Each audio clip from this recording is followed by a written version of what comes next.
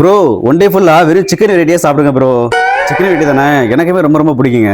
வாங்க சாப்பிடலாம்.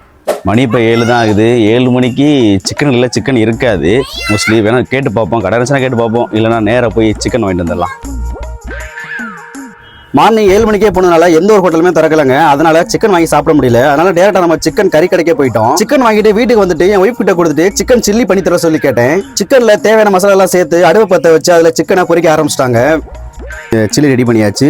வந்து சில்லி வந்து சாப்பிட போகிறோம். மார்னிங் வந்து நமக்கு இதுதான் செம்ம டேஸ்டாக இருக்கும். கூட வெங்காயம் வந்து சாப்பிடும்போது செம்ம டேஸ்டாக இருக்கும். அடுத்து மதியம் சந்திப்போம்.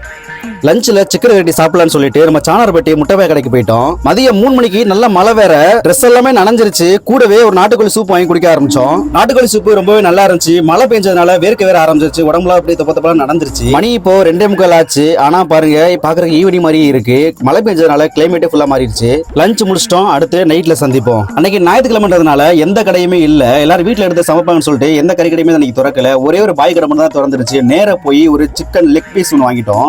லெக் பீஸை வாங்கி அதில் கொஞ்சம் பெப்பரத்துல போட்டு உட்காந்து சாப்பிட்டா வேற லெவலா இருந்துச்சுங்க டேஸ்ட்.